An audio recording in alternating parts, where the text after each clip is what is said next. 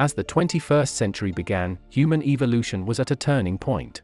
Natural selection, the process by which the strongest, the smartest, the fastest, reproduced, a process which had once favored the noblest traits of man now began to favor different traits. Most science fiction of the day predicted a future that was more civilized and more intelligent. But as time went on, things seemed to be heading in the opposite direction. A sort of dumbing down began to happen. How did this happen, you ask? Well, evolution does not necessarily reward intelligence, so with no natural predators to thin the herd, it began to simply reward those who reproduced the most, and left the intelligent to become an endangered species. We cut to 2005, where a very average soldier named Corporal Joe Bowers works as a U.S. Army librarian. He most likely seems to be in the wrong profession as he is comfortable. He hopes to remain the Army librarian till he retires, but his bosses have other ideas. His is selected for a secret year-long military hibernation project since he really has no ambition to do other than the bare minimum in life. The said experiment will also require a woman, so they turn to a pimp whose name is Upgrade for assistance. He gives them one of his prostitutes named Rita for an agreed price. The army seals the two in their respective hibernation chambers. The aim of the experiment is to see if their bodies can be preserved for a period of a year. The military plans to perform further enhancements on the experiment so as to be able to preserve their best soldiers in the long run. Soon after, we see the military police arrest the officer in charge, Lieutenant Colonel Collins, for starting a prostitution ring of his own based on Upgrade's own mentoring. The hibernation project is quickly forgotten, years pass by and the military base eventually makes room for some funny named fast food restaurant. More than a year goes by. 500 years pass, and the hibernation chambers finally open from the Great Garbage Avalanche of 2505. Both Joe and Rita are alive and well, meaning the experiment super worked. Joe crashes into a house whose owner's name is Frito Pendejo. He is your typical American idiot of the future. His place is lined with crap, and a very prominent television screen adorns one entire wall. And of course the TV screen is covered in cheap advertisements. Joe's arrival interrupts Frito's favorite show titled, Oh, My Balls. Annoyed with his appearance, Frito tosses Joe out the window. Confused, Joe stumbles to a hospital where a funny-looking guy who happens to be how the doctors of the future will be, Dr. Lexus, diagnoses him as tarded and fucked up, in the doctor's own words. When he notices Joe doesn't have a barcoded tattoo on his left wrist, he can't charge him for his services, so he freaks out and calls the cops. Apparently in the future you will need to have a barcode tattoo embedded in your wrist to make transactions, and basically it also serves as your ID. During this little outburst, Joe notices the date of March 3, 2505 on Porn magazine on the doctor's desk. That same date is also on his doctor's bill, and in that moment Joe suddenly realizes that 500 years have passed since the army put him in hibernation. He goes outside to find a world of crumbling buildings, mountains of garbage, and everyone basically behaving like idiots. He runs away from the hospital, but soon finds himself under arrest at a vending machine for neither paying his hospital bill nor having a barcoded tattoo. Joe finds himself in court where his defense lawyer is none other than attorney at law, Frito Pendejo, the same guy whose house he bashed into earlier. Frito stupidly helps the prosecution convict Joe, and when Joe tries to defend himself, everyone thinks he talks like a fag because his English is from 500 years ago and is a bit too refined for the present-day idiots who literally speak gibberish.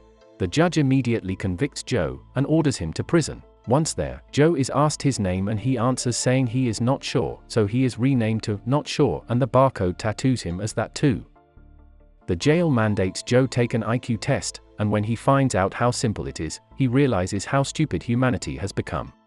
He uses this to his advantage, and easily tricks the prison guards into believing that he's just finished serving his time. The guards stupidly believe him and they order him to the line that releases prisoners. Joe returns to Frito's apartment, wanting to know if a time machine exists, since it's the future and tech is meant to be advanced. Luckily for him, Frito says there is one, but he only agrees to help Joe after he promises him billions of dollars from a savings account that Joe will open once he returns to the past. The two head out to find the time machine's location where they come across Rita. She still can't figure out that 500 years have passed until Joe is able to convince her.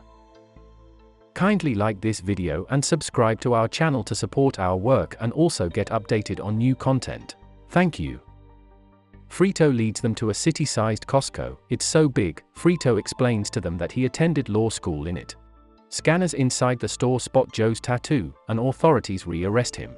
However, this time, instead of prison, the police take him to the White House. There he meets the president, whose name happened to be President Dwayne Elizondo Mountain Dew Herbert Camacho. A porn star, an athlete, and also a movie star. Apparently the White House is now a joke and the presidential cabinet is comprised of lunatics. He tells Joe that he wasn't arrested because of any crime he committed, but that his IQ test results came in and he happens to be the smartest man alive. Because of this, the president makes Joe Secretary of the Interior to correct problems facing the country internally. It doesn't take long to learn that Brawndo, the thirst mutilator, a future version of Gatorade, replaced water for everything because it is rich in electrolytes. Back in the day, the Brawndo Corporation started a successful ad campaign that claimed water was only good for toilet use. The foolish citizens took the advert quite literally and started using Brawndo to water their crops, and that helped get the country to where it is now. Over the years, Brawndo's electrolytes accumulated in the soil, killed the crops, and caused the food shortage. Joe tries to explain this, but his advice falls on deaf and dumb ears. So he reintroduces the practice of watering crops. Overnight, this causes the Brawndo Corporation stock to fall to the point it's worthless, and great unemployment quickly follows, all without any visible improvement with the crops. The people riot, and Camacho's government makes Joe their scapegoat. They sentence him to participate in what is known as Monday Night Rehabilitation, an ancient Roman-type gladiatorial game crossed with a good old-fashioned American demolition derby. While Joe's rehabilitation is going on, Rita discovers the water Joe is using has made crops sprout in the fields. She takes Frito and bribes a cameraman to show these crops to the people.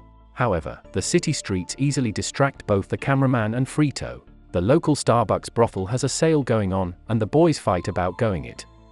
Frito suddenly remembers to film the crops sprouting. He grabs the camera and films the fields.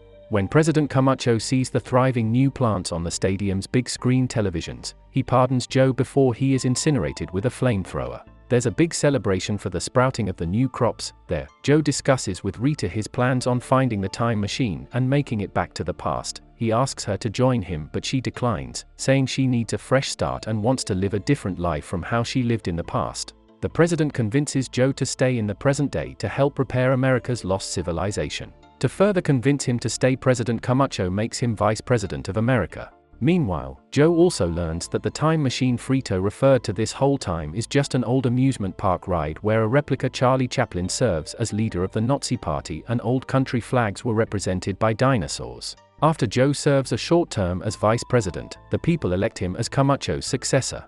During his inauguration, he promises to bring back the culture of reading and writing so America can once again produce smart people. Joe and Rita later get married, and they then have 3 of the world's smartest children. Frito, on the other hand, marries 8 women and fathers 32 of the world's dumbest children. Thus the idiocracy continues. A post-credit scene shows a 3rd hibernation capsule open. Upgrade pops out before strutting down the street for an uncertain future.